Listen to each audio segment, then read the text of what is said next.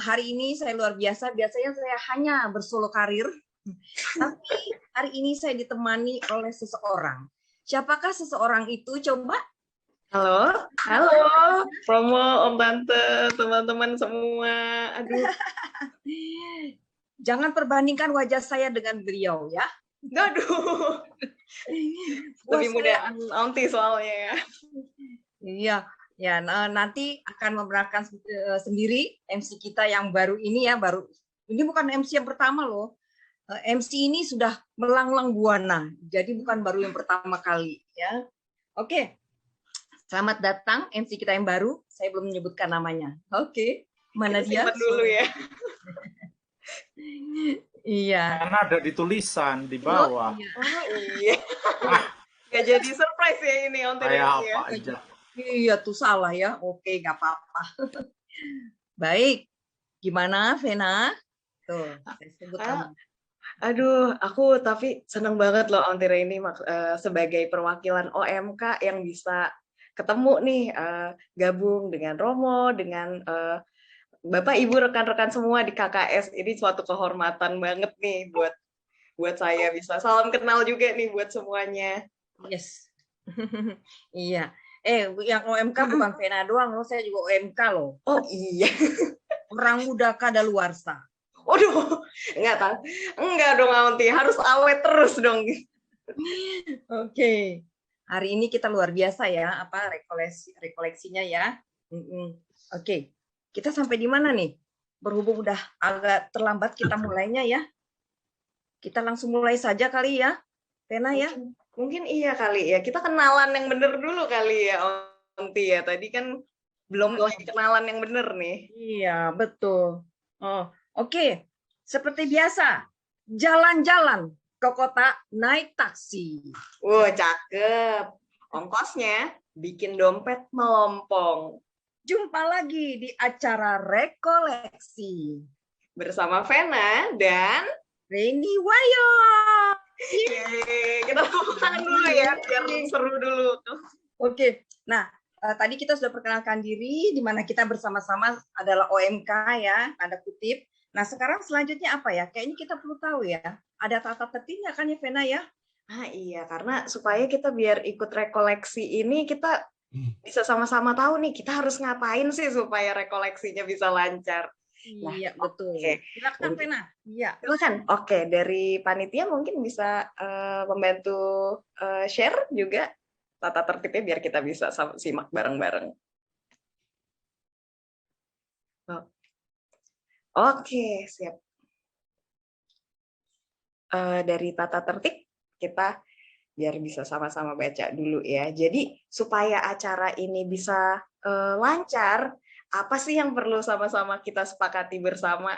Nah, Bapak Ibu, teman-teman semua, agar rekoleksi ini berjalan dengan lancar, kita menghimbau supaya sama-sama nyalain kamera nih. Jadi biasanya kan kita ketemu langsung ya, saling bertatap mata, saling ngobrol langsung. Nah, walaupun sekarang kita nggak bisa secara fisik ketemu nih, supaya sama-sama menjaga prokes kesehatan, sekarang kita menghimbau Bapak Ibu silahkan nih nyalakan kamera, pasang senyum terbaik. Jadi kita bisa tetap walaupun physical distancing tapi virtually connected nih satu sama lain.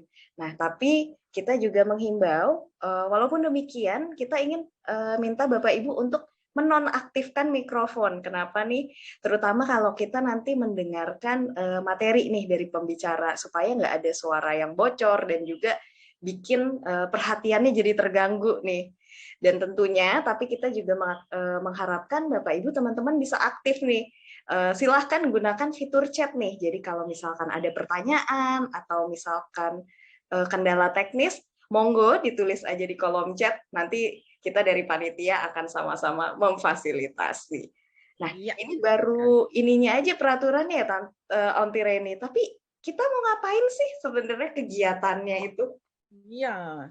Mungkin para peserta ini di sini ingin tahu apa saja isi daripada rekoleksi kita pada sore hari ini.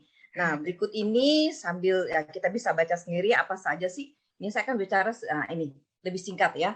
Tadi sudah ada apa namanya pembukaan ya. Dan nanti ada kata sambutan, ada doa pembuka juga ada sambutan dari Romo Adi, ada foto bersama. Mumpung masih baru, jadi foto bersamanya ada di depan ya. Terus ada pemaparan materi oleh Romo Andang, sesi tanya jawab, juga ada breakout room, nanti peserta akan dibagi ya, mungkin sekitar 10 ya, 10 breakout room nanti. Dan akan ada penyampaian hasil diskusi kelompok dan komentar dari Romo. Dan selanjutnya ada takeaways dan ya berkat, doa penutup dan berkat. Itu saja sih ya. Acaranya nggak banyak-banyak ya, karena kita lebih fokus kepada apa yang nanti akan disampaikan oleh Romo Andang. Oke, gitu kira-kira. Selanjutnya apa, Vena? Siap ya Tante. Nggak banyak ya, tapi yang penting tetap melekat ya, nanti bisa dibawa ke dalam keseharian. Nah, supaya lebih lancar lagi, kita udah rundown udah tahu, tata tertib udah tahu. Tapi tentu nggak akan lengkap kalau tidak dibawa dalam doa nih kepada Tuhan. Nah, buat doa, boleh minta tolong nih, Aunty Reni? Oke, mari kita siapkan hati. Ya, kita akan masuk dalam doa agar acara kita dari awal, pertengahan hingga akhir boleh berjalan dengan lancar. Dalam nama Bapa dan Putra dan Roh Kudus. Amin. Segala puji syukur kami sampaikan kepadamu, ya Allah Bapa di surga, Bapa yang penuh cinta kasih, Bapa yang selalu beserta dengan kami, yang mencintai kami, Bapa pengasih dan penyayang. Kami pun bersyukur Bapa kalau pada sore hari ini kami sebagian kecil daripada anak-anakmu boleh berkumpul di sini Bapa untuk kami mengadakan rekoleksi. Bapa sertai kami dari awal, pertengahan hingga akhir, buka mata hati kami, pikiran kami Bapa dan juga akal budi kami, agar nanti apa yang akan disampaikan oleh narasumber kami boleh berguna bagi kehidupan kami hari lepas hari dan juga boleh kami bagikan kepada orang-orang di sekitar kami. Bapa berkati acara kami ini Bapa, berkati apapun sarana yang kami gunakan, baik dari listrik, handphone, laptop, internet, Zoom, apapun Bapak Engkau berkati sehingga boleh berjalan dengan baik dan lancar. Kau juga berkati narasumber kami, Romo Andang, biar apa yang disampaikan oleh Romo Andang Bapak itu adalah berasal daripadamu. Terima kasih Bapak, sertai kami juga para peserta. Kiranya Bapak senantiasa kami juga bersyukur kalau sampai saat ini kami boleh sehat dan Kau berikan kami kehidupan yang sempurna. Kami yakin semua itu adalah datang daripadamu. Terima kasih ya Bapak, kami tahu doa kami ini sangat jauh daripada sempurna Bapak. Untuk itu kami sampaikan permohonan ini melalui perantaran putramu yang terkasih Tuhan kami Yesus Kristus, Sang Juru Selamat kami yang hidup, yang berkuasa bersama Dikau dan Roh Kudus, kini dan sepanjang segala masa.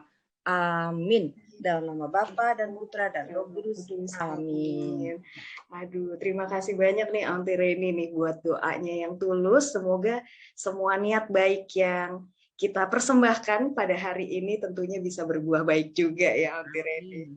Amin. Nah, kita sekarang tadi kita sudah meminta tolong juga berkat dari Tuhan, maka sekarang saya mau mengundang nih, tidak lengkap tentunya kalau acara ini tidak dimulai dari kata sambutan dari Romo Kepala Paroki gereja kita. Maaf tadi ada ke-mute ya ternyata. Nggak apa-apa, lanjut. Oke, baik.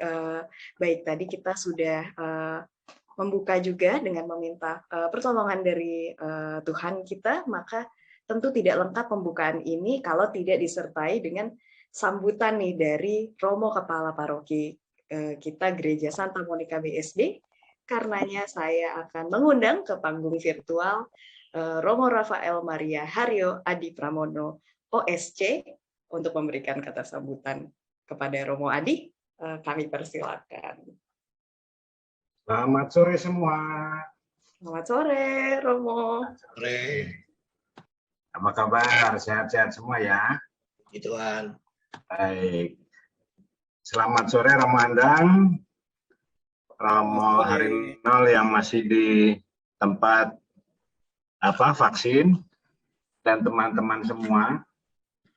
Saya senang mendengar menerima atau ketika diberitahu tentang rekoleksi atau pertemuan ini dengan tema servant leadership. Tentu ada tegangan ya kalau servant leadership, bagaimana menjadi leader tapi juga menjadi pelayan.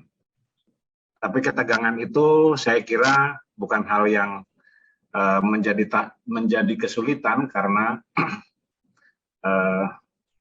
dalam hal ini mestinya ketika kita sudah berjalan bersama dalam pelayanan di gereja, servant leadership ini kita terima sebagai berkah dari Yesus sendiri. Nah, saya kira itu yang bisa saya pahami. Yang pasti nanti Romo Andang dengan materinya itu akan disampaikan kepada kita. Dan nanti saya yakinnya bahwa servant leadership itu akan mewarnai kita hidupi dan kita jalani dalam pelayanan di paroki kita. Saya hanya bisa menyampaikan itu. Terima kasih atas persiapan yang saya kira sudah setahun yang lalu ya Bu Dani ya, atau Pak Beni Wayong,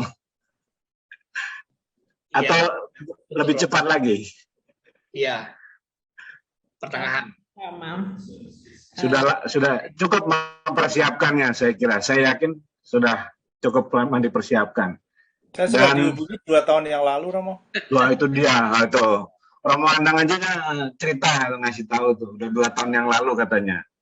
Baik, saya nanti akan misa jam 5, jadi tidak bisa lama-lama berada di panggung virtual yang tadi diserahkan kepada saya. Saya senang bahwa hal ini kegiatan tetap cukup banyak. Tadi kami hari ini hari padat termasuknya, masih sempat datang di tempat vaksinasi, dan teman-teman itu termasuk Romo Hari masih di tempatnya, saya kira. Lalu itu saja, dan saya nggak punya kata-kata sedikit, pasti kalah dengan Bu Reni dan Pak Beni Wayong. Saya cuma punya gini, negara tetangga kita Filipina. Cakep. Cakep. Selamat rekoleksi kita semua. Sudah. Keren.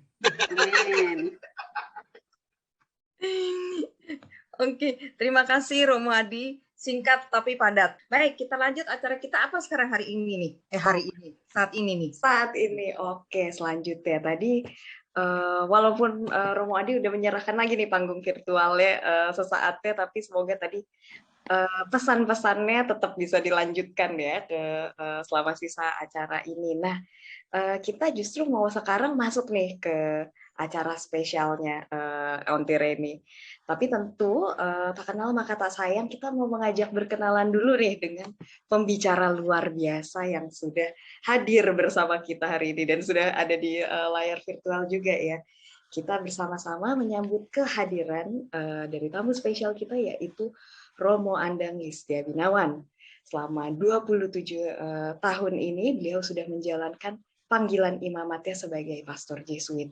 Ia merupakan ahli hukum gereja, alumnus dari The Catholic University of America dan Catholic University dari Leuven, Belgia.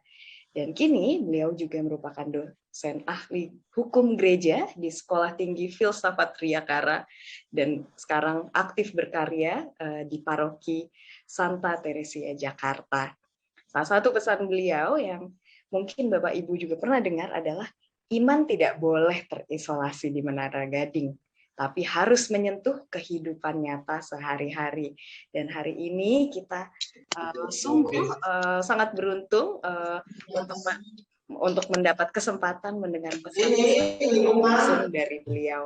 Nah, sebelumnya untuk mengulas materi dari Romo Andang, kita juga akan dibantu dari moderator kita dari seksi kerasulan Kitab Suci Paroki Santa Monica, yaitu Bapak Christopher Teja. Baik, boleh nih Pak Teja diundang juga ke panggung virtual. Oke, baik. Selamat sore Pak Teja. Selamat sore. Oke, waktu dan tempat kami persilahkan nih kepada Bapak Teja untuk ngobrol lebih lanjut lagi dengan Romo Andang. Ya, baik. Terima kasih Vena dan Ibu Reni. Selamat sore Romo, Ibu Bapak, Saudari-saudara, fasilitator Kitab Suci Lingkungan yang terkasih dalam Kristus. seperti tadi yang sudah disampaikan bahwa di awal tahun 2022 ini, kita bertemu kembali dalam rekoleksi yang masih diadakan secara virtual karena kondisi yang belum memungkinkan.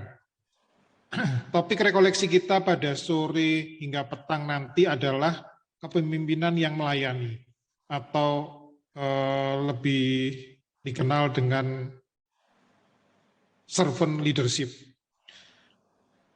Ibu Bapak, dalam ilmu manajemen, kepemimpinan yang melayani atau servant leadership ini merupakan satu tipe atau model kepemimpinan yang dikembangkan untuk mengatasi adanya krisis kepemimpinan yang dialami oleh komunitas atau masyarakat atau bangsa. Dan para pemimpin pelayan atau mungkin lebih enak disebut servant leader itu adalah orang yang mempunyai kecenderungan lebih mengutamakan kebutuhan, kepentingan, dan aspirasi dari orang-orang yang dipimpinnya. Orientasinya adalah melayani, ya, cara pandangnya holistik, dan melakukan gaya manajemen dengan standar moral spiritual. Jadi pemimpin yang melayani atau servant leader ini pertama kali dicetuskan oleh Robert K. Greenleaf pada tahun 1970. Nah, tapi Ibu Bapak, seperti tadi yang disampaikan oleh Romo Adi, bahwa sebetulnya dunia kekristenan justru telah mengenal pemimpinan yang melayani atau servant leadership ini 2000 tahun yang lalu, yaitu dari ajaran Kristus sendiri. Namun Kristus bukan hanya sekedar mengajar saja, dia juga memberi teladan kepada kita mengenai gaya kepemimpinan yang melayani ini. Nah, hari ini kita berkumpul untuk menyegarkan kembali pelayanan kita, mumpung ini di awal tahun 2022. Bagaimana servant leadership ini dapat menjadi gaya kepemimpinan yang dapat kita terapkan dalam kehidupan menggereja. Nah, untuk itu mari kita mendengarkan pemaparan materi mengenai servant leadership yang akan disampaikan oleh Romo Andang Binawan SJ. Silakan Romo. Terima kasih Pak, terima kasih teman-teman, selamat sore. Senang bisa bersama-sama Anda lagi dalam kesempatan ini. Saya katakan lagi karena mungkin sebagian pernah mengikuti acara rekoleksi beberapa abad yang lalu, yang tentunya juga ada beberapa hal yang nanti akan saya ulang karena tekanannya pada bagaimana kita melayani. Tapi sebelum itu saya mengucapkan selamat dari ulang tahun perkawinan buat Benny dan Reni. Saya nggak tahu keberapa ya? 33. Berapa? 33. Berapa? 33. 33. Sama dengan umur Yesus. Kok sudah sebanyak itu ya? Saya kira baru ke 18 loh. Amin. Masih ingat nggak Benny sama Reni siapa yang memberi sakramen perkawinan? Masih. Siapa? Namanya Romo Rudi Gunawan. Betul, Reni? Tante Tresya. Salah. Oh, Pasti salah. Pasti salah. Dengan Yesus. Bukan. Pengumuman di gereja mengatakan apa? Akan saling menerimakan sakramen perkawinan. Jadi apa artinya? Yang memberi sakramen perkawinan adalah suami pada istri dan istri pada suami. Nah, kalau belum ya kayaknya harus ikut MRT lagi deh. Tapi mengapa saya berbicara tentang hal ini? Sebenarnya ketika tadi saya katakan bahwa di dalam prinsip atau semangat cinta kasih Kristiani, seorang suami menjadi sakramen bagi istri dan istri menjadi sakramen bagi suami, sebenarnya prinsipnya adalah saling melayani.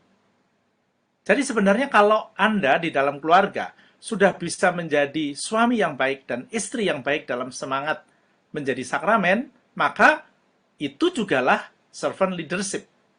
Jadi sebenarnya saya boleh mengusulkan mereka yang sudah menikah dan merasa sudah jadi suami dan istri yang baik, boleh meninggalkan acara, dan nanti yang jomblo-jomblo yang belum menikah, boleh ikut saya.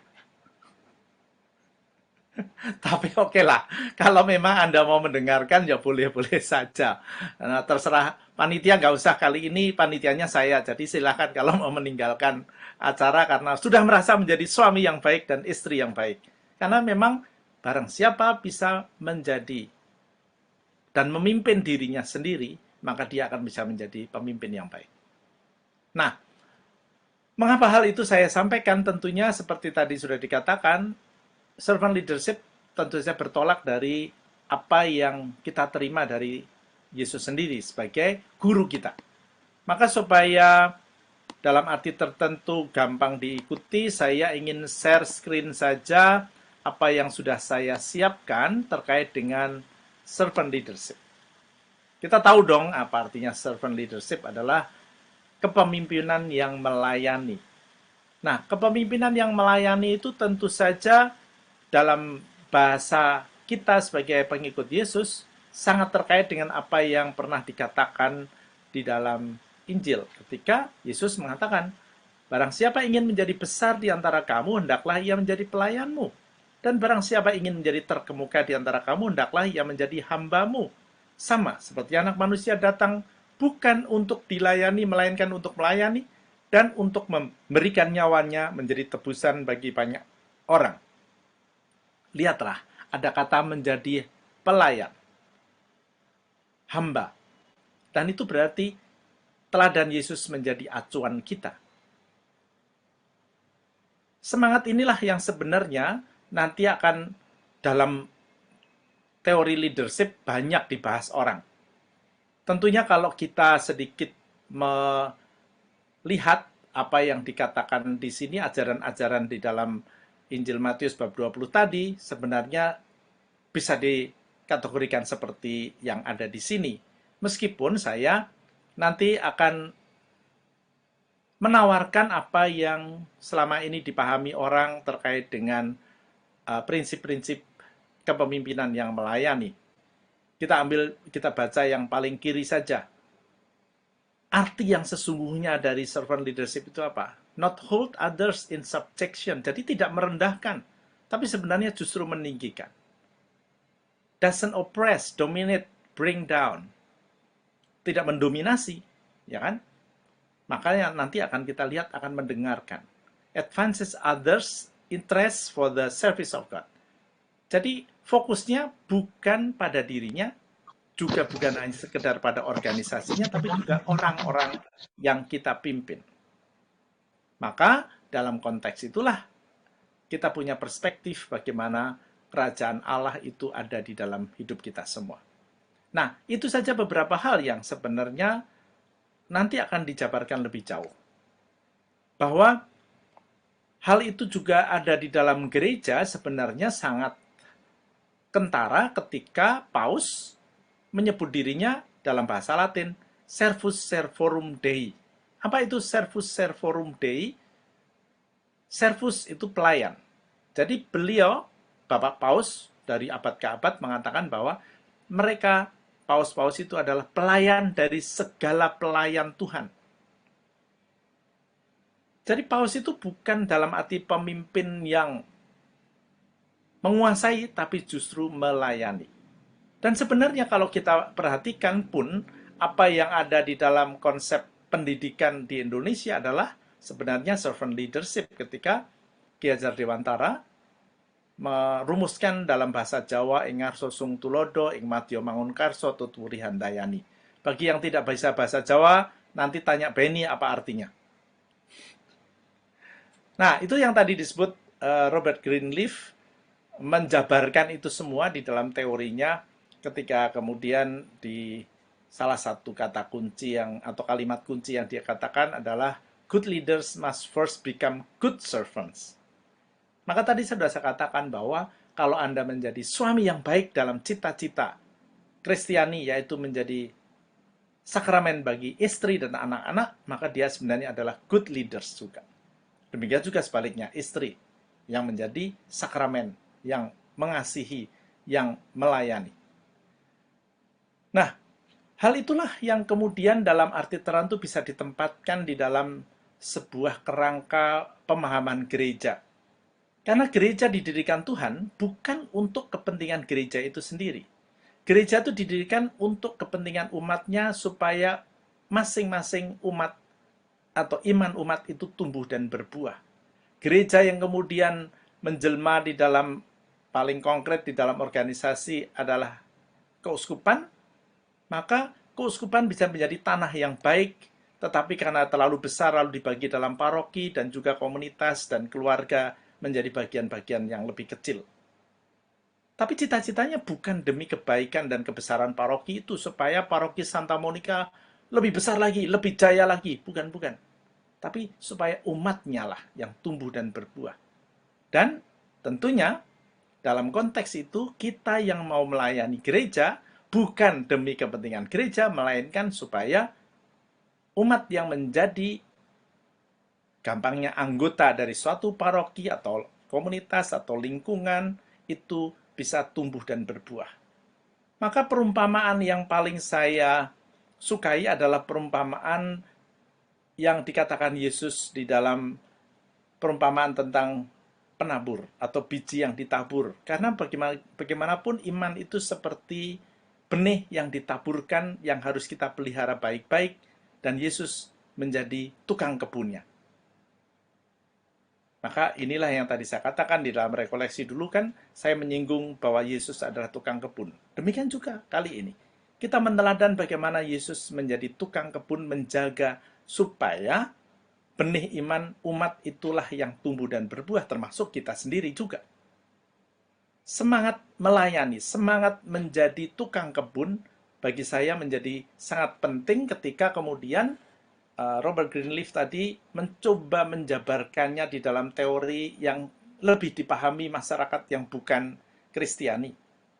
Tapi semangatnya sebenarnya adalah semangat Kristiani. Yang dia coba bandingkan dengan pemahaman tradisional tentang pemimpin. Pemimpin itu dalam pemahaman tradisional adalah sebuah karir. Lalu menguasai. Suksesnya adalah hasil dari kepemimpinan itu dalam konteks misalnya benefit atau besarnya organisasi. Maka pemimpin yang tradisional memerintah. Speaks itu berarti mengkomando. Dalam pemahaman itulah sebenarnya kita bisa melihat bagaimana sangat berbeda jika kita mengkontraskannya dengan yang namanya servant leaders. Pemimpin yang melayani. Pemimpin yang melayani justru melayani orang-orang yang menjadi bagian dari organisasi itu. Tidak menguasai dan mendominasi, melainkan justru membagikan kekuasaan agar mereka terlibat. Dan dengan demikian lalu mendengarkan. Jadi, dengan kata lain, ada beberapa hal yang tampak bertolak belakang. Nah, inilah yang sebenarnya perlu kita dalami supaya kita bisa melihat lebih detail. Seorang yang bernama Jonathan Sandling menulis 10 prinsip servant leadership. Tetapi juga ada yang menulis 11. Tapi sebenarnya sama. Cuma di bagian pertama bahwa nomor 1, bagian calling, bahwa pemimpin yang melayani adalah sebuah panggilan, itu tidak dikatakan di dalam yang 10 ini. Meskipun sebenarnya kalau kita lihat, semuanya yang 10 yang lain sama. Nah, inilah yang saya coba tawarkan untuk Anda semua. Kira-kira apa yang sudah kita punyai dan apa yang perlu kita kembangkan. Supaya dengan demikian, kita pun sekali lagi sebagai penggerak di lingkungan dan di paroki, fokusnya bukan untuk diri sendiri, bukan untuk kepentingan gereja, dalam arti besarnya gereja, terkenalnya gereja, kayanya gereja, banyaknya kolektor bagi gereja, bukan, tapi demi umat. Nah, kalau kita lihat satu persatu, maka ketika tadi saya katakan bahwa yang nomor 1 adalah calling, maka sebenarnya itu adalah panggilan dalam arti bahwa kita memang seperti dikehendaki Tuhan untuk melayani, dan di dalam pelayanan itulah kita bertumbuh dan berbuah. Jadi pada dasarnya semua orang mempunyai panggilan untuk ini, tapi perkaranya adalah kita mendengarkannya atau tidak. Panggilan untuk sungguh-sungguh juga menjadi berarti dan berbuah bagi sesama di sekitar kita. Nomor 2, ya, listening. Di sini dikatakan, you believe that the best way to understand and help others is to listen. Mendengarkan itu penting. Coba perhatikan. To listen, bukan to hear. Karena mendengarkan dengan mendengar itu berbeda. Yang sering terjadi di dalam hidup kita hanya mendengar, bukan mendengarkan. Demikian juga kadang-kadang di dalam kehidupan keluarga, kita pun hanya saling mendengar, bukan mendengarkan. Dan itu juga terjadi, nggak usah kita malu mengatakan, kalau ada sidang-sidang di DPR maupun DPRD, kebanyakan fraksi-fraksi itu kan hanya saling mendengar, lalu saling membantah. Tapi apakah sungguh mendengarkan pendapat yang lain? Saya ragu-ragu. Tapi di dalam kepemimpinan yang melayani, mendengarkan yang dilayani itu menjadi penting. Apa yang paling dibutuhkan dari mereka? Bukan sekedar untuk menampung harapan, tapi juga mendengarkan yang mungkin tidak terkatakan. Dan ini penting. Mendengarkan itu bukan sekedar dengan kuping, tapi dengan hati kita juga. Karena itulah empathy penting. Empathy adalah ketika di sini ditulis, you understand that everyone has their own perspective and you try to see the world through their lens. Artinya apa? Kita mencoba melihat bagaimana setiap orang itu mempunyai pandangan. Meskipun memang benar bahwa kita dalam arti tertentu menawarkan apa yang baik bagi mereka. Tetapi jangan lupa, kita tetap mempunyai juga kelemahan. Maka mendengarkan itu terkait juga dengan bagaimana melihat perspektif mereka, cara berpikir mereka, harapan mereka, paradigma mereka, supaya juga terjadi interaksi. Empati itu justru bukan untuk memaksa, tapi juga hasil dari mendengarkan, supaya dengan demikian terjadi sinkronisasi dari pemikiran-pemikiran yang ada. Jadi ingat, calling, listening, empathy. Yang keempat, healing. Nah, apakah ini penyembuhan dalam arti yang lain? Tentu saja tidak. You recognize that as leader of others, you have the ability to change the narrative on their stories. Nah, ini yang tadi saya katakan terkait dengan empathy, bahwa mungkin pandangan-pandangan orang itu dalam arti tertentu belum utuh. Mempunyai gambaran-gambaran yang ya bolehlah dikatakan keliru atau tidak tepat tentang gereja. Gampangnya begini contohnya.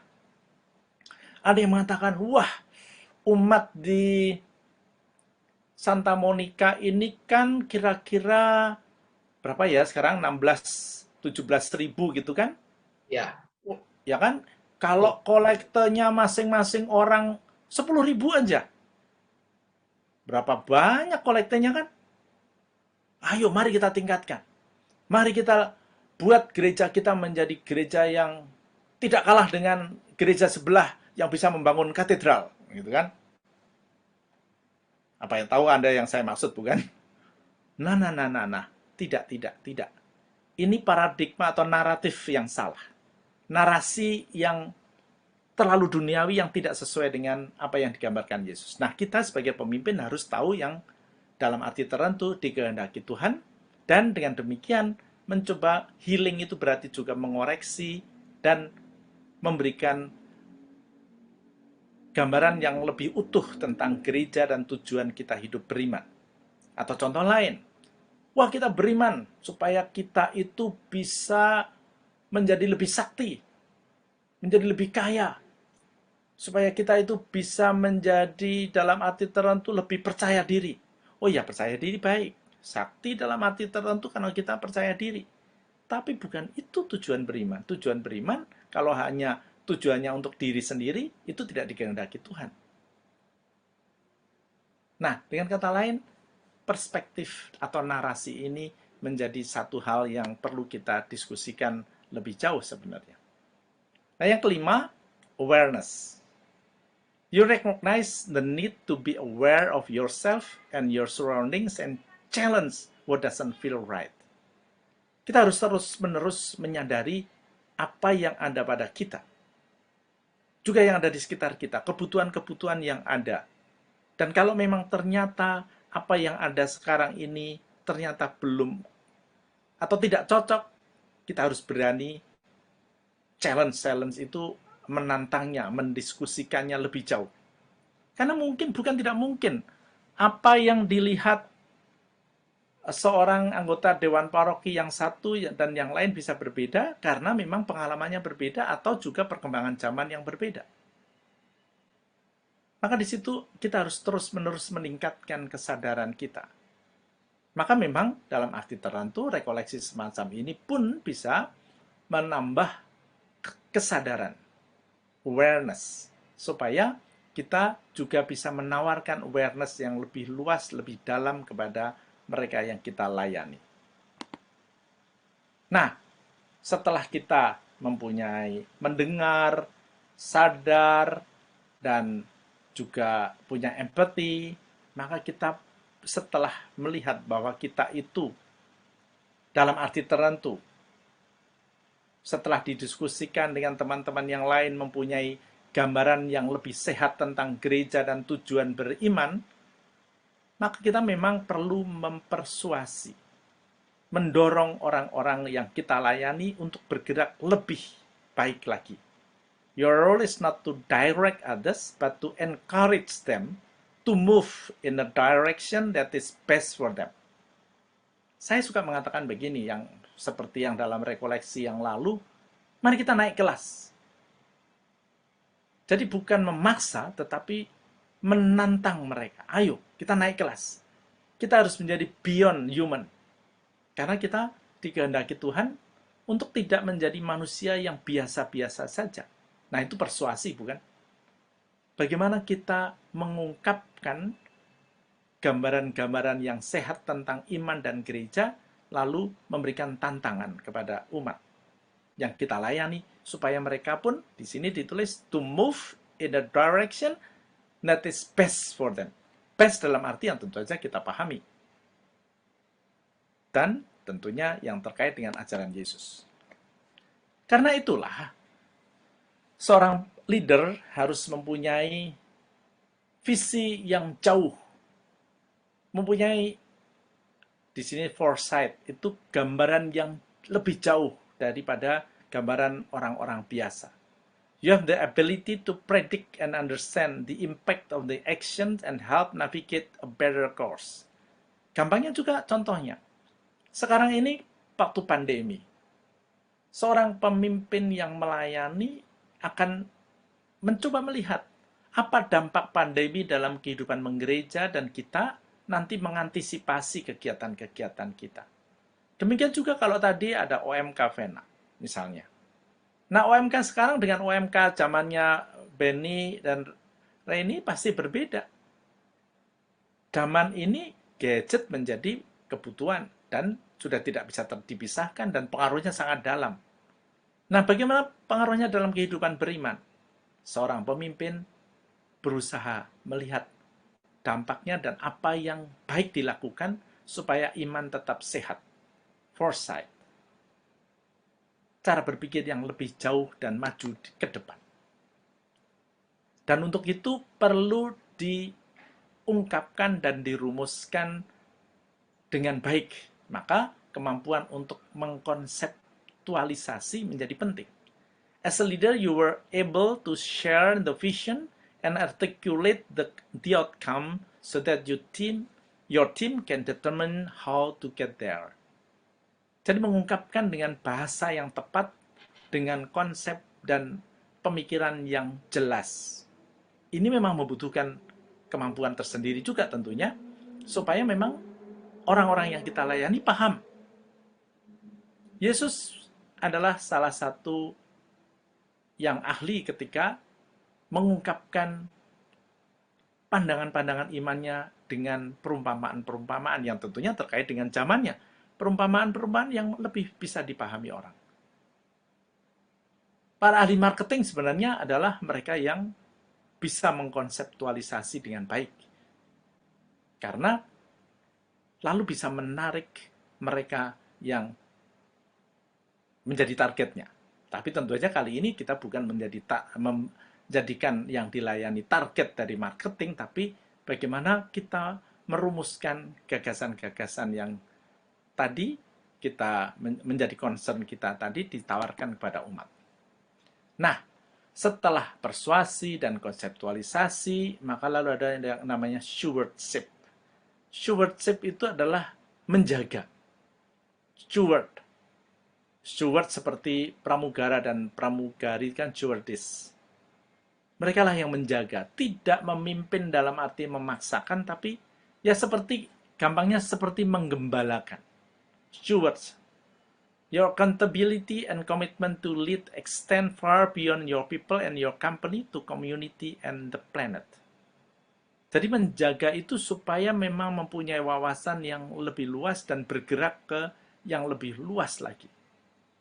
Tidak hanya berkutat untuk lingkungan atau paroki, tapi juga untuk masyarakat yang lebih luas. Inilah gerak dari iman kita yang harus kita jaga. Pemimpin yang melayani, mengajak kita bertualang atau berziarah menuju kepada dunia yang lebih luas, karena memang kita diharapkan berbuah sebanyak mungkin. Perumpamaan tentang penabur tadi mengingatkan saya. Ada yang berbuah 100 kali lipat, ada yang 60 kali lipat, ada yang 30 kali lipat, bukan? Maka, ya kalau bisa ya mari kita 100 kali lipat. Dan itu berarti kita mengarahkan pandangan kita kepada seluruh dunia ini, supaya kita pun menjadi berkat bagi mereka. Karena yang ke-10 pun, bagaimana kita mau bertumbuh.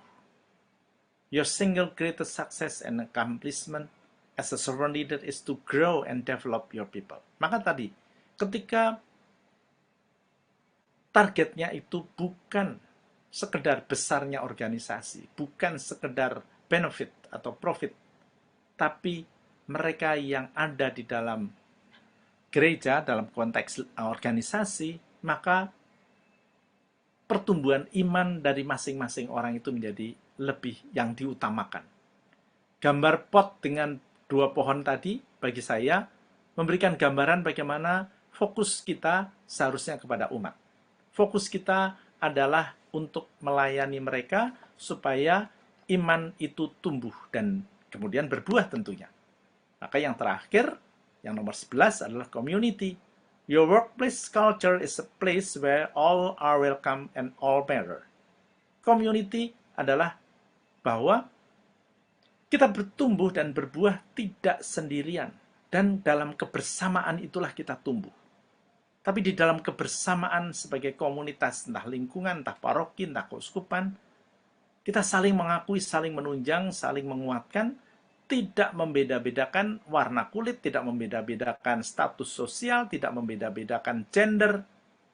Karena disinilah justru tantangannya. Setiap keunikan orang di sekitar atau kelompok di sekitar kita itu memperkaya dalam arti yang lebih dalam di dalam kehidupan beriman.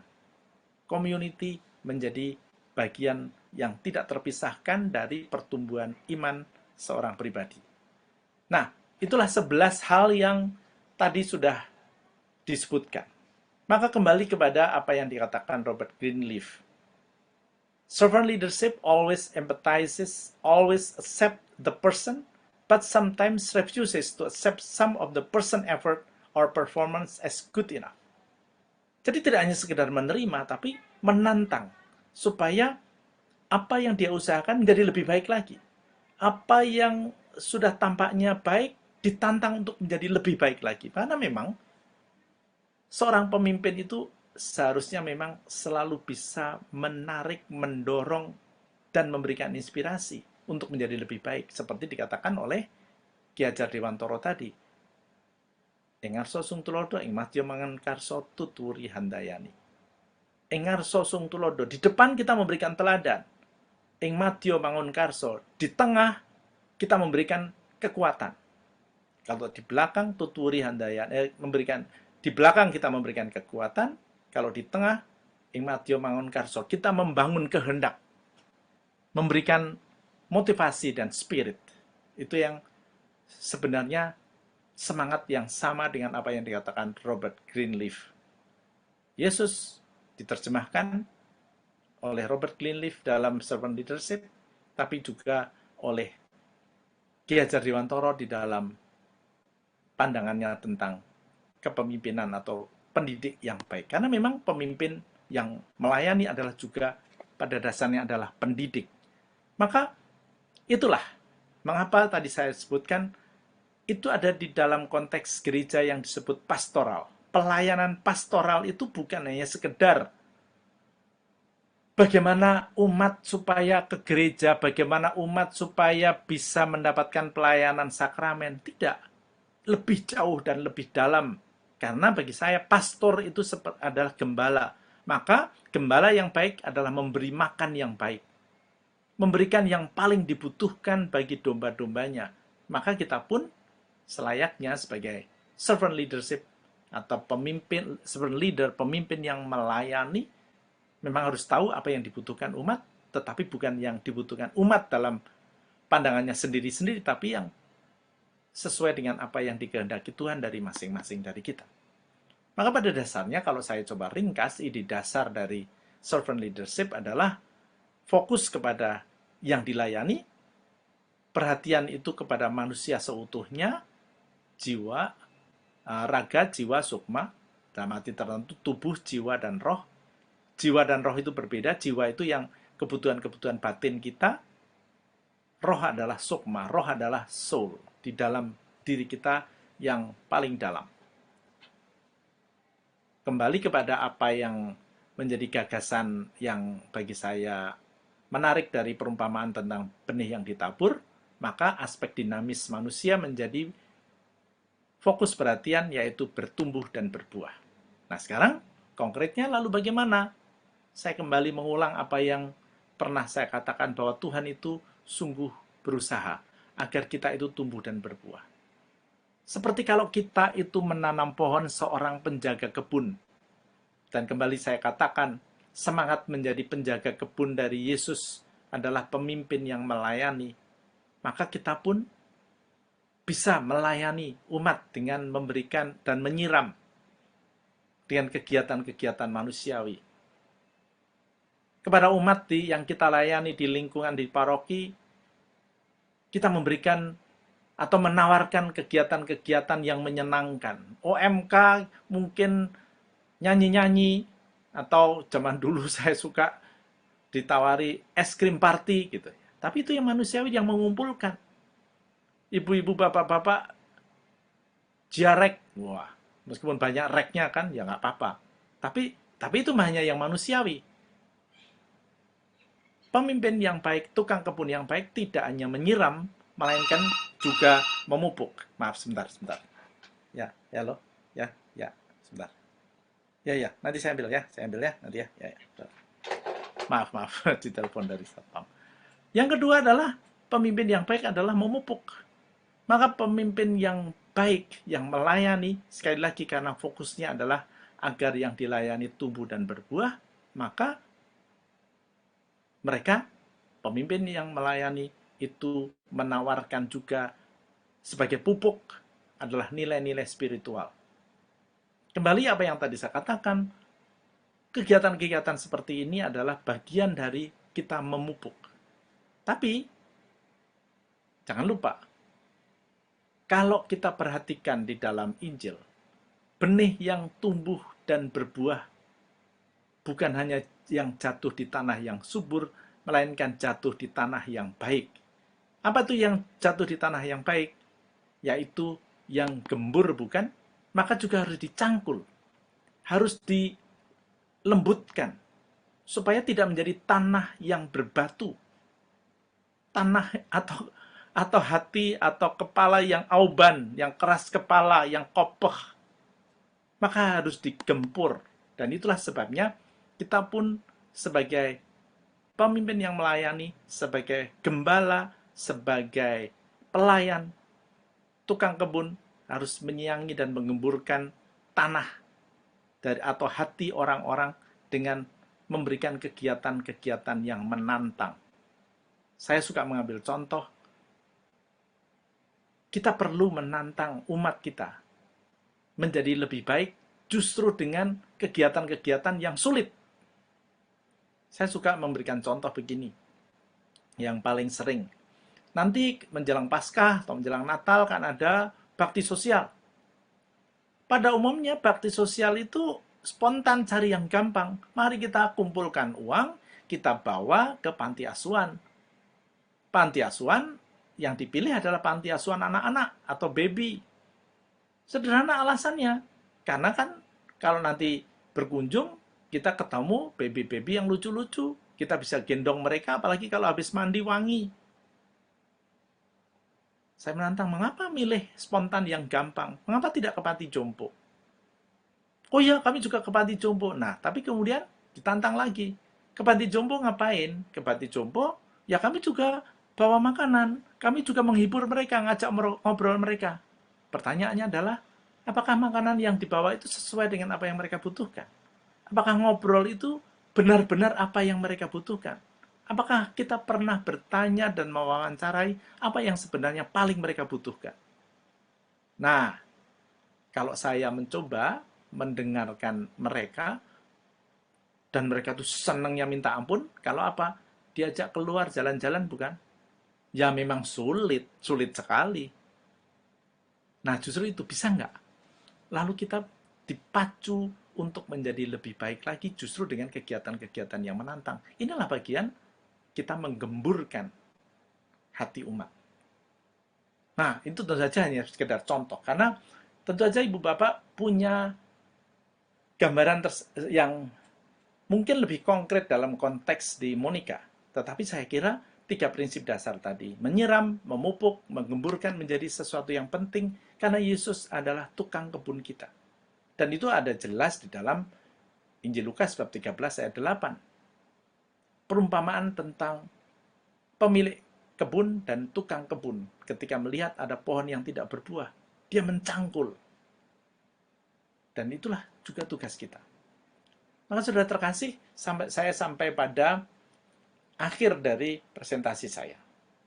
Prinsip-prinsip tentang kepemimpinan yang melayani sudah saya sampaikan, tetapi tentu saja seperti yang sudah saya katakan di awal, ada satu lagi yang tidak boleh dilupakan. The first person you lead is you. You earn the right to lead others when they see you lead your own life well. Jadi dengan kata lain, Anda pun harus memimpin diri sendiri dengan lebih baik. Bukan sekedar untuk menjadi contoh, tidak. Tapi sikap dasar bagaimana kita bisa menjadi pemimpin untuk diri kita sendiri, itu akan memberikan inspirasi dan bagi kita sendiri maupun bagi mereka yang kita layani untuk bergerak maju dengan lebih baik. Maka tadi saya contohkan, kalau Anda menjadi suami yang baik sebagai sakramen bagi istri dan anak-anak, sebenarnya Anda adalah pemimpin yang baik. Demikian juga istri yang telah menjadi sakramen bagi suaminya dan juga bagi anak-anaknya, dia adalah pemimpin yang baik juga. Dan itulah yang dikehendaki Tuhan, dan itulah yang juga dibutuhkan oleh gereja. Maka, Ibu Bapak, itu presentasi saya. Itu sharing saya. Nanti, di dalam breakout room, ada 2 pertanyaan yang boleh didiskusikan. 2 aja. Dari ke-11 pilar tadi, mana yang sudah Anda punyai? Coba sebutkan misalnya 2 sajalah paling banyak. Dan sharingkan sedikit apa. Tapi kemudian, sebagai pelayan umat, bagaimana kita ikut mencangkul gereja? Atau boleh saja, Anda juga bisa bertanya, yang paling menantang untuk bisa kita kembangkan itu pilar yang mana lagi? Tapi sebenarnya ini hanya sekedar panduan supaya kita bisa sedikit memperdalam apa yang saya sharingkan. Karena Anda boleh saja mengajukan pertanyaan untuk diri Anda sendiri dan Anda men-sharingkan dengan harapan bahwa rekan-rekan kita pun juga mendapatkan inspirasi. Maka saya cukupkan sekian apa yang menjadi sharing saya kembalikan kepada moderator. Terima kasih. Ya, baik. Romo, terima kasih untuk sharingnya dan pemaparan materinya yang sangat menginspirasi kita semua mestinya ya. Nah, Romo, boleh bertanya dulu nih ya Romo. Jadi sebetulnya dengan adanya 11 kriteria servant leader tadi, apakah untuk menjadi servant leader ini, apakah kan ada pemimpin itu memang dia udah dari sononya ya Romo ya. Jadi dari lahir itu memang dia itu garis tangannya sudah ditakdirkan untuk menjadi pemimpin gitu kali ya. Nah, tapi apakah dengan untuk memenuhi ke-11 kriteria tadi, apakah memang bisa dibentuk servant leader yang ada mungkin di paroki atau di komunitas gitu Romo? Ya bisa dong. Saya itu tidak percaya pada garis tangan secara mutlak. Bahwa setiap orang itu punya talenta dan dipercaya oleh Tuhan untuk berkembang, itu juga kan. Ada yang mempunyai bakat, gampangnya kalau di prosentase, dalam skala 10, ada yang bakatnya 4, ada yang 6, ada yang 8. Nah, itu mungkin yang disebut garis tangan. Tetapi kalau yang 8 pun tidak mengembangkannya, lalu juga bisa disusul oleh yang 6, bukan? Maka pada dasarnya 11 pilar tadi itu lebih seperti perspektif atau tawaran bagaimana kita itu bisa berkembang menjadi memenuhi tanda petik kriteria-kriteria itu. Tidak harus bahwa 11-11-nya mempunyai, karena toh masing-masing dari pilar itu pun bisa mempunyai gradasi yang berbeda-beda. Tetapi dengan pelatihan, dengan bagaimana memberikan kesempatan, bagaimana juga dengan retret, rekoleksi, maka kita bisa menumbuhkan apa yang ada di dalam diri kita. Kan begitu. Masa orang lahir langsung punya 11? Ya enggak lah. Ya, baik. Terima kasih Romo untuk jawabannya. Nah Ibu Bapak mungkin kita akan masuki sesi tanya jawab ya. Jadi Ibu Bapak kalau ada yang ingin bertanya, boleh langsung raise hand karena di chat box masih belum ada yang menulis pertanyaan. Halo, selamat Ya. sore Romo, selamat sore Pak Deja. Ya. Saya punya satu pertanyaan Romo. Ya. Tadi kan penggambarannya itu adalah untuk menjadi servant leader itu dengan cara menyiram, untuk tetap tumbuh gitu ya Romo ya, dengan cara menyiram, memupuk, dan kalau saya pakai bahasa Jawa itu didangir, digemburkan tanahnya. Bagaimana Romo caranya agar kita itu nyiramnya nggak kebanyakan, pupuknya juga pas waktunya, juga nggak salah pupuk, dan dangirnya juga nggak terlalu dalam sehingga ngerusak akarnya. Itu gimana ya Romo? Ya Terima kan, kasih Romo. kalau mau disederhanakan, seorang anak, untuk bagian yang ketiga ya, yang ditantang tadi, kan kita juga harus tahu karakternya. Jangan sampai kita memberikan ujian yang terlalu berat. Demikian juga, pada bagian menyiram ya jangan sampai kita itu dalam arti tertentu malah terlalu banyak memberikan. Karena memang begini, salah satu godaan dari suatu kegiatan di lingkungan, di paroki, atau juga di keuskupan adalah jumlah yang datang berapa. Seolah hasil keberhasilan suatu acara hanya diletakkan atau parameternya hanya pada jumlah yang hadir. Nah, ini godaan yang paling besar, sehingga kadang-kadang yang kita lakukan adalah hanya mencari yang menyenangkan supaya yang datang banyak. Nah, jadi dengan kata lain, kita pun, para pemimpin ini pun harus mengubah paradigmanya, bukan? Supaya tidak hanya berhenti kepada jumlah. Jumlah itu indikasi, tapi bukan parameter yang satu-satunya, dan berbahaya sekali kalau hanya sekedar jumlah.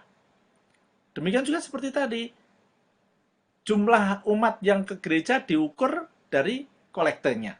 hasil kolektornya, itu salah. Nah, demikian juga memupuk. Memupuk, ya kita pun harus tahu dong, misalnya, mosok setiap kali kegiatan, setiap hari di OMK dicekokin dengan acara-acara yang terus-menerus yang berbau rohani. Wah, itu kan pupuk yang bagus, tapi kalau kebanyakan ya blenger lah, gitu kan? Ya kita harus tahu diri lah. Konteksnya bisa berbeda-beda, tetapi ada beberapa, ya saya kira common sense pun mengatakan bahwa harus seimbang, harus balance gitu lah. Ya, Anda sebagai ibu saya kira tahu bagaimana mendidik anak yang nomor 1 dan nomor 2 itu bisa berbeda. Karena karakternya juga berbeda, bakatnya juga berbeda, tetapi prinsip dasarnya sama, penerapannya bisa sedikit berbeda. Tergantung konteks. Anak itu maupun tergantung konteks sosialnya. Ya, Terima kasih Romo. Bali.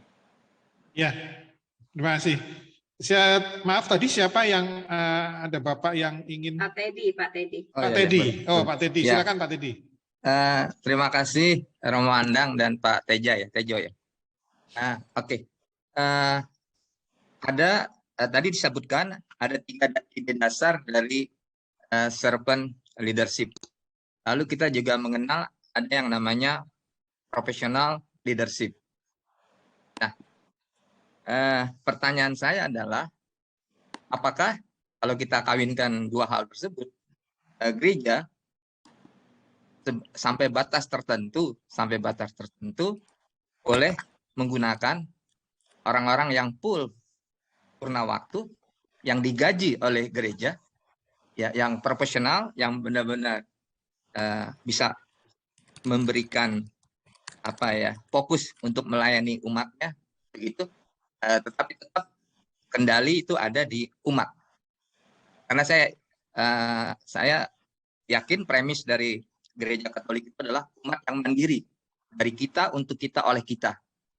Sampai batas tertentu, karena kehidupan kita juga begitu rumit dan kompleksnya, kita tidak bisa mencurahkan 100% waktu kita, sehingga sedikit banyak fokus daripada 3 ide dasar tadi, ya, fokus kepada yang dilayani, raga, jiwa, dan sukma, kemudian aspek dinamis bertumbuh dan berbuah, itu tidak optimal. Lebih formalitas, seperti tadi Romo mengatakan, Paskah, kita lebih gampang membuat ini. Dan sifatnya itu karikatif, tidak sustainable, hanya ya spontan, tapi tidak sustainable, yang tidak sesuatu yang sistemik, yang berlangsung terus-menerus begitu. Karena kegiatan kita lebih banyak karitatif. Apakah mungkin karena kita ini adalah pekerja-pekerja yang lebih mementingkan keluarga gitu ya, dan bukan secara itu. Kurang lebih begitu, mohon maaf pertanyaannya terlalu panjang. Terima kasih Romo Andang. Kalau pertanyaannya dipersingkat, apakah bisa dikawinkan antara servant leadership dan professional leadership? Oh ya, mungkin sekali. Ya. Tetapi kan seperti tadi, sangat tergantung. Prinsip dasarnya tetap harus servant leadership, bahwa kemudian kita tidak boleh menelantarkan mereka yang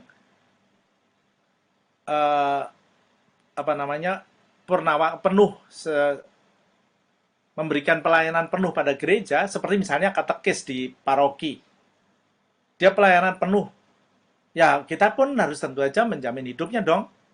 Tapi menjamin hidupnya ya dalam arti tertentu menurut standar yang biasa, bukan yang berlebihan. Tapi yang harus tetap saya katakan mengapa layer dasarnya adalah servant leadership, supaya kita tidak terjebak menjadikan pelayanan-pelayanan gereja sebagai karir. Dan itu harus kita jaga baik-baik, karena kalau itu sebagai karir kan nanti, wah aku sekarang udah pastor kepala. Wah, kan bisa begitu kan.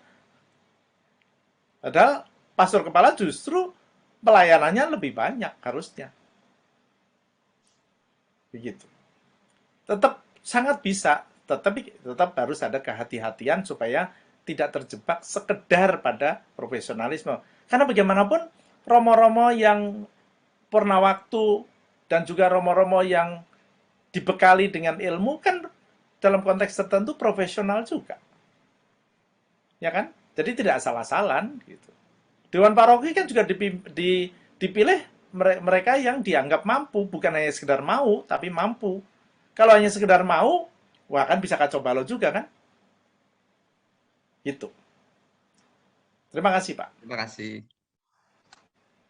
Ya, terima kasih Pak Teddy. Ini di chatbox ada yang bertanya dari Bapak Ignatius Wurwanto, bagaimana mengukur bahwa servant leadership kita bertumbuh dari waktu ke waktu?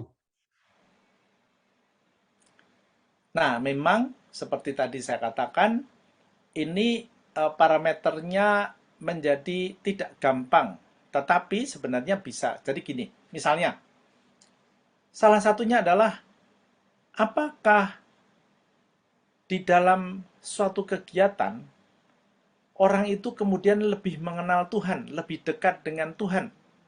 Juga di dalam keluarga, apakah kemudian dalam arti tertentu keluarga bisa berdoa bersama misalnya. Itu menjadi salah satu ukuran.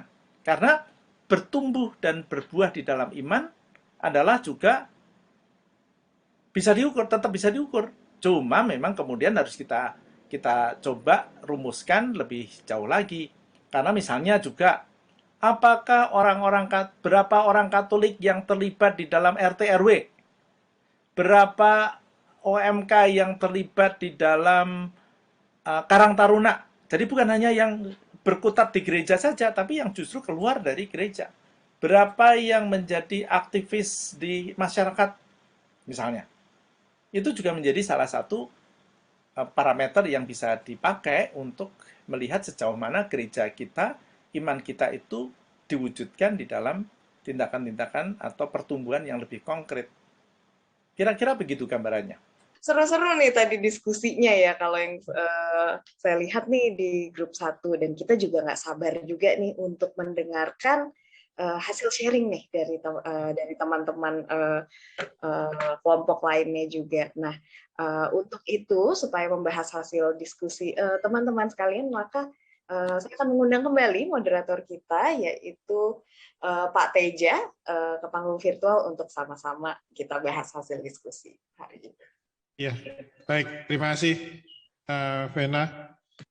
Ya, Ibu Bapak, saudari-saudara sekalian, benar apa yang dikatakan oleh Vena dan juga Ibu Reni tadi, bahwa diskusi berjalan menarik dan rasanya semua melaksanakan diskusinya dengan serius ya, dan ini merupakan bukti bahwa komitmen ya, satu komitmen kita semua memang punya satu tujuan, ada satu keinginan untuk menjadi pemimpin yang melayani. Ya. Nah, kita punya waktu mungkin sekitar berapa ya, 30 menit ya, untuk berdiskusi pada sore ini. Dan untuk itu boleh nanti saya tadi coba melihat ya, kalau dari teman-teman panitia mengatakan semua kelompok bagus-bagus nih ya. Tapi karena tadi saya ada di kelompok 10 ya, terakhir saya lihat juga bagus, maka kalau boleh untuk pertama ini silahkan kelompok 10 kalau mau sharing hasil diskusinya. Jadi awalnya kami masih agak bingung ya mengenai apa yang sudah kami lakukan dengan ke-11 pilar tersebut, tapi setelah melihat kembali dari presentasi dari Romo Andang, akhirnya dari kami masing-masing memberikan tanggapan ya. Yang untuk pertanyaan pertama, ada yang merasa sudah melakukan calling, ada yang juga melakukan listening, empathy dan healing, growth dan community, dan juga ditambahkan di beberapa kesempatan tadi bahwa ada yang melakukannya lebih daripada satu, jadi ada yang 2 dan 3 ya. Jadi dan ada yang memberikan contoh seperti Ibu Diani bahwa memberikan contoh mengenai healing, jadi dia merasakan bahwa terlibat dalam suatu komunitas, malah beliau bisa memberikan kesaksian atau sharing iman yang membuat orang lain juga merasakan suatu kesembuhan, tapi bagi dia sendiri juga merasakan suatu kelegaan. Jadi ada semacam berpengaruh kepada yang menceritakan juga kepada orang yang mendengarkan itu. Dan kemudian untuk yang ini, pertanyaan kedua mengenai mencangkul, menggemburkan dan menyirami ya kegiatan yang di dalam gereja. Yang paling penting adalah dari beberapa komentar, yang paling penting adalah mau terlibat aktif dalam kegiatan gereja, dimulai mungkin dari hal yang paling kecil, yaitu terlibat aktif di dalam kegiatan lingkungan. Mungkin menjadi pengurus atau menjadi partisipasi misalnya dalam sekarang ini di dalam setiap misa itu setiap lingkungan dilibatkan dalam menjadi pelayan talak atau scan barcode atau juga untuk kur. Jadi kita harus terlibat lebih dahulu supaya bisa menjadi pekerja yang bisa menggemburkan atau menyirami gereja. Kemudian kalau bisa tidak menolak untuk diberi tugas, dan juga tugas sesuai dengan talenta masing-masing. Dan terakhir Bu Rosa juga ada komentar mengenai bahwa kalau memang tidak sesuai talenta, mungkin juga bisa dipertimbangkan untuk mundur dari kegiatan tersebut atau beralih ke suatu kegiatan lain atau komunitas lain yang sesuai talenta. Dan juga menggerakkan OMK dan anak-anak untuk kaderisasi. Ini sangat penting, dan dari pandemi ini menjadi suatu berkah bagaimana bisa menggerakkan OMK atau anak-anak dalam suatu kegiatan seperti di Bina Iman dan sebagainya. Demikian dari kelompok 10. Terima kasih, Pak. Ya, terima kasih Pak Hendri dan teman-teman Ibu Bapak kelompok 10 yang sudah menyampaikan atau men-sharingkan hasil diskusinya.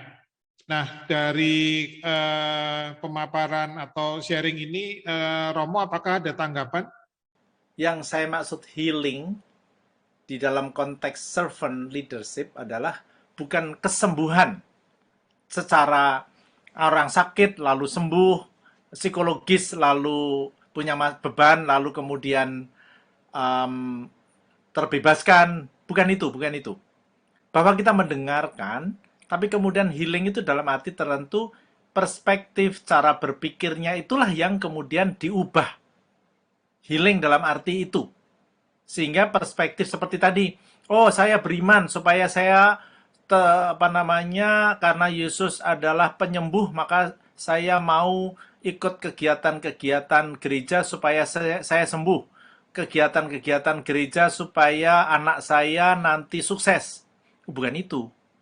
Healing adalah ketika justru perspektif itulah yang kemudian diubah supaya pemahaman imannya menjadi lebih utuh dan seperti dikehendaki Tuhan. Jadi yang dimaksud healing itu.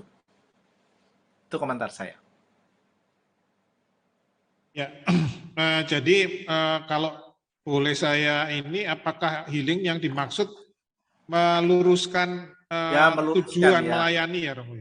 Ya. Bukan melayani saja, tapi bertumbuh di dalam iman itu. Bertumbuh di dalam iman, ya. Ya, baik. Terima kasih, Romo. Demikian dari kelompok 10.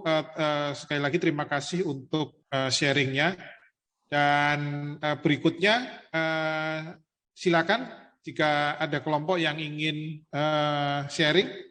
Terima kasih, Pak. Saya mau men-sharingkan apa yang di-sharingkan oleh teman-teman di kelompok, karena saya tadi hanya mendengarkan. Baik, Kelompok apakah berapa, Bu? kami kelompok 5? Kelompok 5. Baik, Kelompok 5. silakan. Ya. Apakah saya boleh share screen? Ya, silakan, Bu. Terima kasih. Baik, pertama di dalam kelompok kami men-sharingkan, ada beberapa teman yang men-sharingkan kegiatannya. Yang pertama dari Ibu Agatha Dini, ini mengenai bertugas di gereja, gitu. Bertugas di gereja yang kok nggak ada orang lagi nih. Sulit ya nyari orang yang mau bertugas, akhirnya saya lagi, padahal ini COVID, saya juga deg-degan kalau sering-sering ke gereja. Tapi tantangan itu mau direlakan, gitu ya, rela untuk melakukan itu. Jadi ada empati di sini. Kemudian memang dari sini dimunculkan kesadaran untuk agar orang-orang menjadi umat menjadi mau juga melayani Tuhan, maka memang perlu komitmen yang tinggi. Perlunya menumbuhkan komitmen yang tinggi. Kemudian dari Ibu Anastasia Tetri tadi tentang tantangan utamanya untuk melakukan 11 pilar ini adalah bagaimana memimpin diri sendiri. Bahwa 11 pilar ini diusahakan dilakukan, iya, tetapi nggak penuh, nggak utuh gitu ya. Perlu komitmen tinggi, tantangannya adalah komitmen yang tinggi juga. Lalu di sini dari kegiatan ini beliau mendapatkan ada terbuka wawasan untuk akhirnya ada harapan bahwa ke depan bisa melakukan 3-5 pilar tetapi dengan lebih konsisten. Kemudian saya satu-satu tidak apa-apa ya. Dari Ibu Ani di sini pernah melakukan awareness dan empati. Ini terutama di lingkungannya karena ada yang kesulitan ekonomi. Tetapi ternyata yang membantu justru tetangganya yang kita lihat bukan dari lingkungan Katolik justru. Lalu dari sini dia tergerak melihat latar belakangnya, lalu tergerak untuk lapor kepada ketua lingkungan, kemudian akhirnya mengusahakan untuk bisa dibantu diasah. Jadi di sini dengan mendengarkan, dengan empati dan juga melibatkan diri pada orang lain, yang mengajak orang lain terlibat.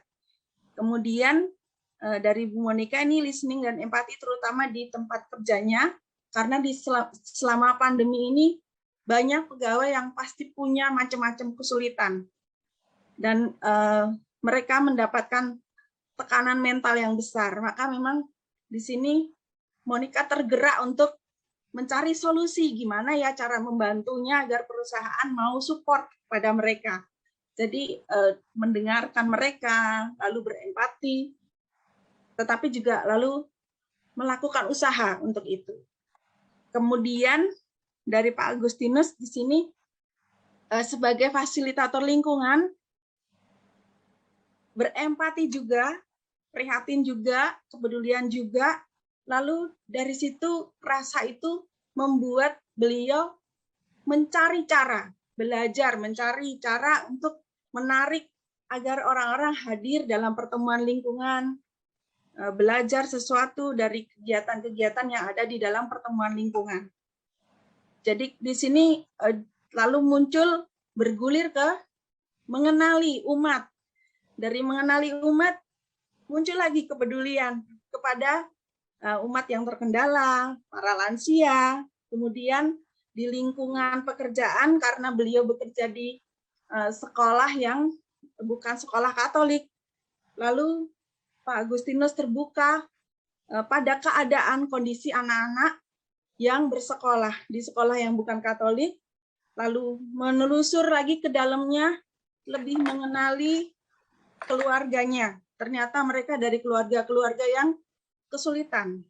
Demikian, lalu bagaimana beliau mengusahakan agar anak-anak ini bisa dibantu, keluarga-keluarga ini bisa dibantu.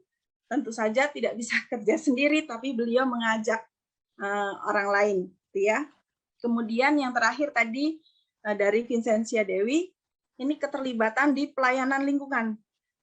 Vincentia Dewi ini sangat bersemangat untuk melayani dalam lingkungan. Dan di sini dia sering kali kewalahan. Berusaha melakukan banyak hal dari 11 pilar ini, ya, tetapi kadang-kadang merasa kekurangan energi. Lalu gimana caranya agar dia tetap bisa seperti itu? Dia mencari inspirasi dari teman-temannya. Bagaimana sih caranya agar energi tak terbatas untuk melayani? Seperti itu. Jadi kalau saya simpulkan dari kelompok 5, untuk yang pertama, sudah melakukan 11 pilar tersebut meskipun belum utuh, masih 1, 2, 3, 4, atau kadang-kadang dari 11 itu yang dilakukan gonta-ganti gitu ya, tidak konsisten. Maka memang tantangan terbesarnya adalah kesetiaan untuk berkomitmen dan juga ketakutan saat akan melakukan hal tersebut. Ketakutan akan tantangan dan konsekuensinya. Ini yang menjadi tantangannya. Tapi di sini terlihat bahwa dalam menumbuhkan gereja itu dilakukan dengan cara adanya kerelaan untuk berkorban, meskipun seharusnya bukan saya, baiklah saya yang datang, seperti itu. Tidak ada lagi yang melihat, tapi saya yang melihat, maka saya melakukan, meskipun ada ketakutan. Kemudian tadi kreativitas, ya, dengan melakukan kreativitas, mencari macam-macam cara agar bisa membantu orang lain, kemudian melibatkan orang lain. Ini mencari inspirasi, kemudian melibatkan orang lain dalam menumbuhkan itu. Tidak sendirian, meskipun awal mulanya berangkat dari apa yang dia lihat, apa yang dia dengar sendiri. Demikian dari kelompok 5. Terima kasih. Baik, terima kasih untuk kelompok 5 yang diwakili oleh Ibu Yustasia yang sudah menyampaikan hasil sharingnya, dan tentu apa yang disampaikan oleh kedua kelompok ini mudah-mudahan bermanfaat bagi kita semua dalam lebih melihat lebih dalam mengenai servant leadership. Dari Romo, apakah ada tanggapan, Romo? Saya kira apa yang diungkapkan menjadi suatu sharing sehari-hari, tetapi itu saya merasa bahwa apa yang dicoba dijalankan harusnya sebaiknya mempunyai dua perspektif, yaitu untuk pertumbuhan iman sendiri, jadi tantangan-tantangan itu sendiri, tapi juga karena kita adalah pelayan dalam arti bahwa entah kita itu penggerak lingkungan atau juga di dalam konteks paroki menjadi penggerak di paroki, maka dalam arti tertentu perspektif bagaimana iman umat yang kita layani tumbuh juga perlu kita lihat dengan lebih baik. Gitu, Pak. Ya, baik. Terima kasih, Romo. Ibu Bapak, demikian dari sharing kedua kelompok, karena waktu juga mungkin sudah hampir menunjukkan pukul 18.30. Mungkin Romo akan melanjutkan tambahan penjelasan ya, Romo? Enggak. Oh, enggak. Atau mungkin tapi dari saya menekankan lagi saja bahwa perspektif kepemimpinan yang melayani atau pemimpin yang melayani itu mau saya sharingkan sebagai bagian agar apa yang kita lakukan betul. Kalau ini adalah rekoleksi para penggerak untuk merefleksikan bagaimana imannya bertumbuh, ya boleh saja. Tetapi jangan lupa bahwa kita adalah pelayan, sehingga fokus kita juga adalah yang kita layani. Jadi kita juga perlu seperti tadi mengukur, mencermati sejauh mana iman umat, terutama misalnya di lingkungan kita masing-masing itu bisa bertumbuh dan berbuah, sehingga tidak hanya terpaku kepada berapa jumlah yang ikut rosario, berapa jumlah yang ikut pendalaman iman, berapa kolekte yang kita kumpulkan, kan? Bukan itu saja, tetapi lebih dalam dan lebih jauh dari itu, dan kita memang perlu mendalami bersama-sama, sehingga mungkin apa yang tadi saya tawarkan bisa lebih didiskusikan, karena kalau memang saya punya kesan, karena mungkin agak waktu kita singkat, sehingga saya menjelaskan kurang panjang, kurang jelas, sehingga tadi ada beberapa hal tampaknya dipahami agak sedikit jauh dari apa yang saya maksudkan. Gitu, Pak. Ya, baik. Romo, mungkin pertanyaan terakhir dari saya. Memang dari beberapa sharing atau sharing dari kedua kelompok tadi, beberapa teman mengatakan bahwa mereka juga merasa tidak bisa atau belumlah melakukan ke-11 kriteria yang tadi disampaikan, ya. Dan salah satu, dan mereka mengakui adanya ketidakkonsistenan, ya. Dan ini di kelompok 5 tadi menyampaikan adanya satu ketakutan bahwa ada tantangan gitu, Romo. Nah, ini bagaimana ya, Romo, untuk menyikapi hal-hal seperti ini? Yang pertama, saya langsung berkomentar pada kata belum. Belum mempunyai. Nah, kata belum itu kan berarti berproses. Sedang dalam berproses. Jadi jangan mengatakan tidak, tapi belum. Karena memang kita berproses. Bahwa nanti misalnya kita berusaha menjadi lebih baik, lalu hasilnya tidak persis seperti itu, ya kita serahkan pada Tuhan. Jadi sebenarnya nggak perlu takut. Ketika tadi takut dengan tantangan, gamang dengan tantangan, ya sama saja seperti orang yang mau naik kelas, ya gamang dengan ujian, dengan ulangan. Mana ada anak yang tidak gamang dengan ujian? Kecuali pinter banget gitu kan. Nah, dengan demikian kita pun sebagai manusia biasa menghadapi tantangan itu gampang. Tetapi kalau kita memang mau bertumbuh, ya mari kita hadapi tantangan-tantangan itu, kreativitas-kreativitas kita, kemauan kita, kekuatan kita bisa lebih terasah dengan apa yang kita hadapi bersama-sama, dan dengan demikian pelayanan kita pun akan menjadi lebih baik dan lebih inspiratif bagi mereka yang kita layani. Begitu, Pak. Ya, baik. Terima kasih, Romo, untuk penjelasan dari materi hari ini yang tentu sangat menginspirasi kami semua. Dan Ibu Bapak, dari materi yang sudah disampaikan oleh Romo, saya melihat ada beberapa poin penting ya, yang memang tidak bisa seluruhnya disampaikan karena nanti jadi mengulang apa yang disampaikan Romo tadi. Tapi di awal tadi Romo menyampaikan bahwa pemimpin itu terutama adalah melayani bukan menguasai. Ya, ada istilah good leaders must first good servant. Kemudian seperti kita tahu ada 11 kriteria servant leader, ya.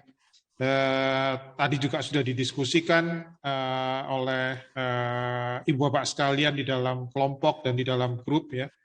Dan yang penting, hal yang penting yang lain adalah ada 3 ide dasar dari servant leader, yaitu fokus kepada yang dilayani, kemudian perhatian kepada manusia yang seutuhnya, dan juga yang ketiga adalah aspek dinamis manusia, yaitu bertumbuh dan berbuah. Dan ini adalah bisa dijabarkan lagi bahwa bertumbuh dan berbuah itu adalah menyiram dengan kegiatan yang manusiawi, kemudian memupuk dengan nilai-nilai yang spiritual, dan kemudian terakhir adalah memberikan atau menyiangi ya, kegiatan dengan kegiatan yang menantang. Ya. Tujuannya adalah tadi yang seperti Romo sampaikan bahwa kalau mau naik kelas ya harus ada ujiannya gitu ya, Romo ya.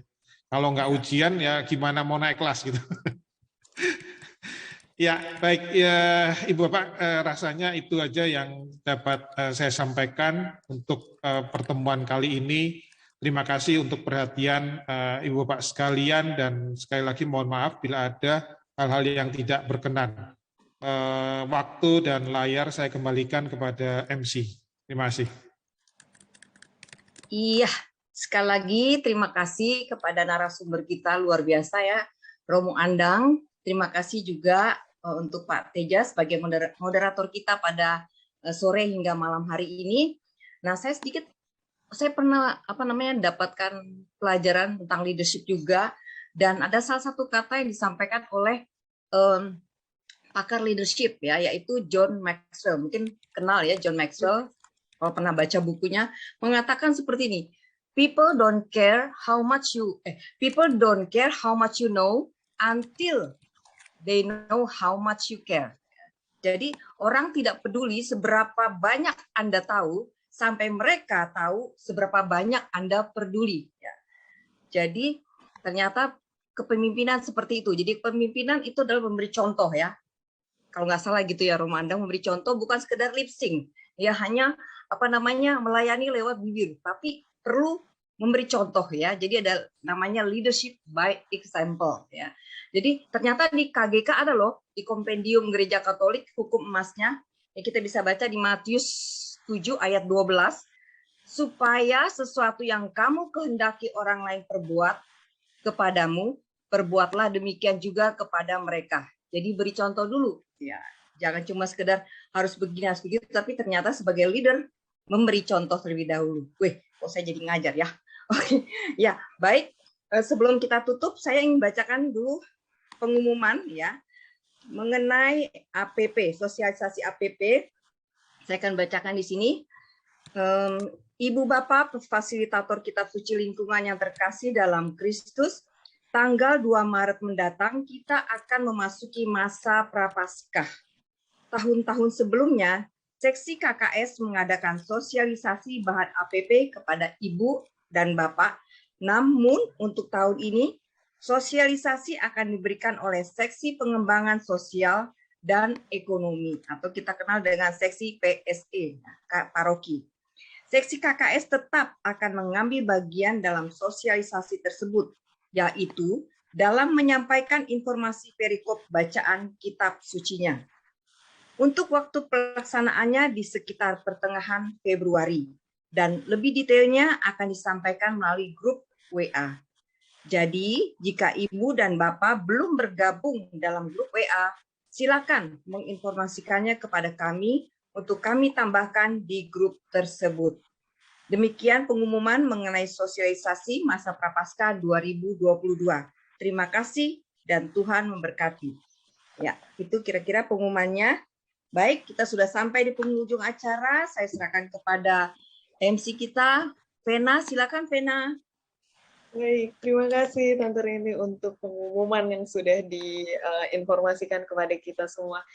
Tentu juga di penghujung acara ini tentu kita mengucapkan terima kasih sebesar-besarnya juga kepada pemateri kita hari ini, yaitu Romo Andang Winawan yang sudah bersedia menemani kita semua dan membagikan inspirasi buat kita semua tentunya. Dan kita harapkan nih Bapak Ibu, teman-teman semua, kita nggak hanya juga mendengarkan saja ya diskusi dan terus berhenti pada hari ini. Tentu enggak Bapak Ibu, kita harapannya supaya apa yang memang sudah diterima pada hari ini tentu kita implementasikan dalam keseharian kita, dalam tindakan kita sehari-hari. Tidak perlu kita langsung mengejar panggung yang besar, tapi bagaimana kita bisa menjadi pemimpin yang melayani.